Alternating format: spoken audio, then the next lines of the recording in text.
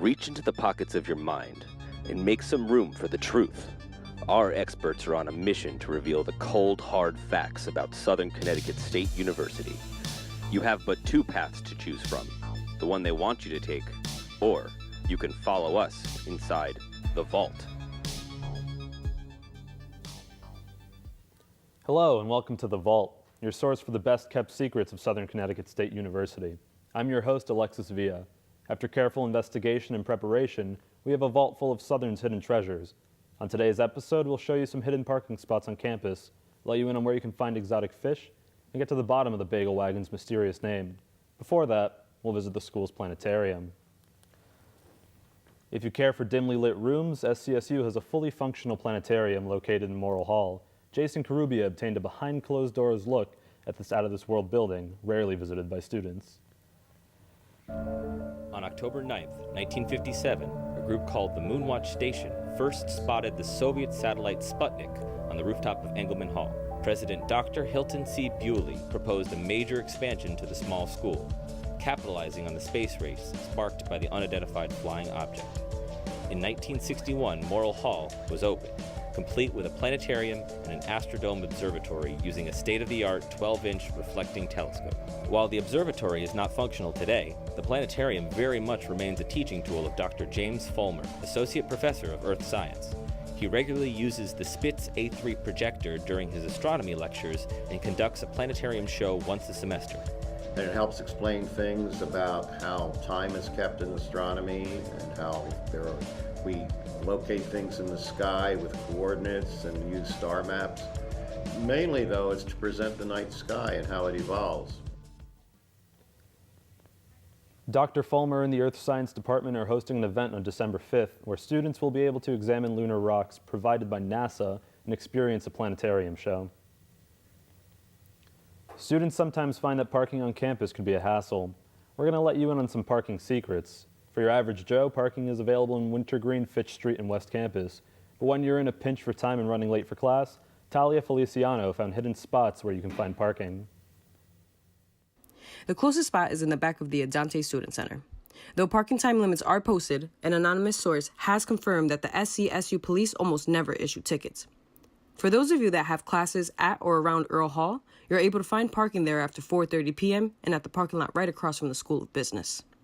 On Farnham Avenue, there is a very small lot behind Connecticut Hall that isn't too far of a walk to class. Located behind and across from Bunnell Hall are parking lots that they don't want you to know about. Schwartz Hall has spots, but only if you're willing to compete with residents. But remember, please, park at your own risk. The Science Building contains a great variety of aquatic life from Long Island Sound. Sadly, it is neglected by students who are unaware of its location. Buddy Gamoff takes a look into the caretaking of these fish. Located at the Academic Science Building, Southern has its very own aquarium. On the first floor, the Worth Center tanks hold a variety of fish from Long Island Sound. The tanks are specially designed to replicate the conditions normally found in their natural habitats. Upon visiting the tanks, I encountered a couple of fish I never thought I would ever see in person. While I may not be a marine biologist, the fish seem content with their home. This aquarium is helpful in those studying marine biology or those just wanting to look at fish. In addition, it puts a hands-on experience for those practicing aquarium maintenance. It's nice to know that aquariums like these in our university is quite a sight. The aquarium is located by the front entrance of the building. Anyone can come and see for themselves. Come and visit today. If you're interested in seeing fish without going to the shore, this is the place for you. It's an easy walk to the Science Building. Now it's time for our weekly investigation. The Bagel Wagon is Southern's go-to for a midday snack or the cup of coffee you desperately need after your 2 p.m. class. For years, it's been a place students can count on and to feel at home. However, Vault investigators are curious as to why the name isn't posted anywhere on campus. Haley Copes has the story. The Bagel Wagon is a nest for all of us fellow owls. But what if I told you it's not what it's all cracked up to be? Students are unaware as to why it is called the Bagel Wagon and are demanding answers. I'm here to get the inside scoop. When I came to campus, that's what everyone called it. It's what it's on like the little maps. Yeah, I always thought it was just a store. I don't know that it's called a Bagel Wagon, but I do want to find out why. What do you call this establishment right here? This is the Bagel Wagon. How do you know that it's called the Bagel Wagon? Mostly because I hear people say it all the time. I really never saw anywhere it was called the Bagel Wagon. Is this a joke? I never heard it called that before in my entire life. I've been here for a little over a year. Yeah, I don't know why they call it the Bagel Wagon. Come to think of it, I don't think we should be talking about this. They're listening. Have you ever seen a wagon inside of this establishment? No, not at all actually, no. Not. Okay, that's all I need from you guys. Thank you. Thank you. Two people approached me off camera and offered two explanations as to why the Bagel Wagon exists. The first suggested that the Bagel Wagon is just a figment of our imaginations. The second said that it stemmed from a cart that once sold bagels and coffee at one point in time. I find this very hard to believe. However, I know my search for the truth isn't over. Back to you, Alexis. We did some further investigating and reached out to current employees. Unfortunately, they all declined to comment. According to the experts back at the Vault HQ, our sources have confirmed they're all robots. If you have any further information on this ongoing investigation, please reach out to us at the vault at southernct.edu.gov/39264.html@yahoo.com. The Vault HQ has uncovered several courses that are beyond your average prerequisite. We did some digging, and these are classes you don't want to miss. For those who are looking to fulfill an art credit, a jewelry making class is offered every semester. A wine tasting class takes place over the summer for students who are 21 and over. A class that hits close to home for those of us here at the Vault is a conspiracy theory class, which Vault investigators are still obtaining information about at this time. Keep an eye out for it. Sources say it's hard to find, but worth the wait. Up next, we sit down with Vice President of the SDSU LARP Club, Justine Conley, to get an inside scoop to the enigma of LARPing.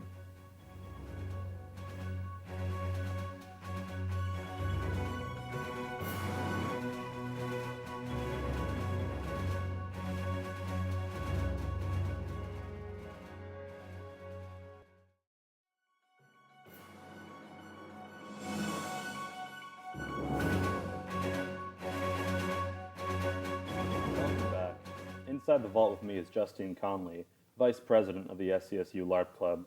Justine is here to unmask the world of LARP and recruit students to join the club.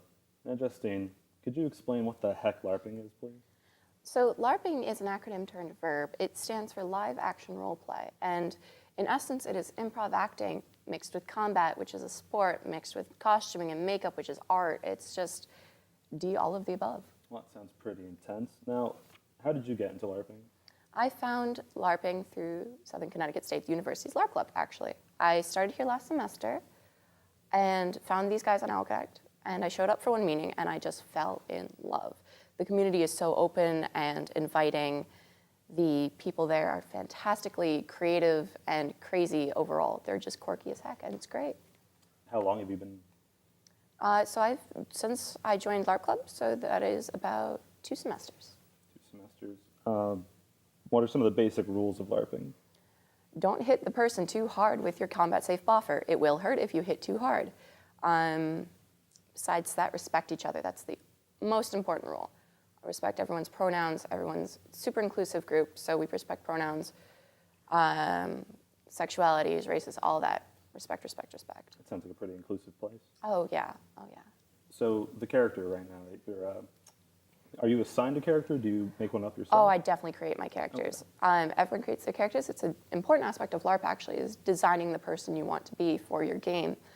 I am currently Jira Carr. She is a research scientist in a post-apocalyptic superhuman world. She is basically Bill Nye, but spooky. So are there different genres of LARP? Oh, yeah. There's, as mentioned, the post-apoc.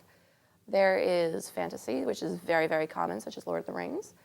There is sci-fi. There's anything that's ever been a book genre can be a LARP genre, essentially. And do you have other characters? Do you have favorite characters that you've roleplayed Oh, as? I can't choose between my babies. Well. So LARP to me has been a lot of different things. It's mostly been a way to connect with people with common interests. It's also, for some reason, it's a little bit of weight loss because you're running around so much. Good cardio. It's good cardio. You're running around, you're swinging things with your full force, always at 90-degree angles though, no stabbing. That's very important. Yeah, it's a lot of different things rolled into one. Do you have any best memories, any favorite memories of your experience in the LARP Club? The very first day I was there was a really great story told about a LARP that had existed years ago.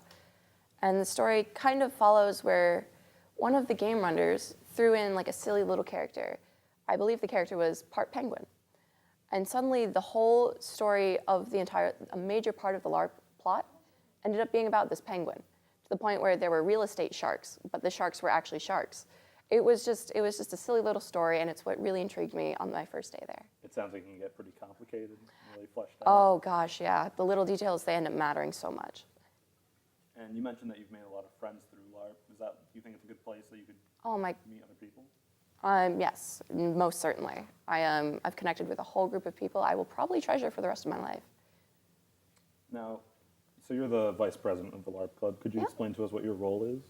I help with a lot of public relations stuff. I do a lot of the online work. I help design the semesterly calendar. And basically I assist the president. If the president were to be absent from a mandatory meeting, I would be the acting president. Stuff like that. Okay. This past weekend, a group of Southern students participated in a LARP event in Orange, Connecticut. Let's take a look at one of the battles.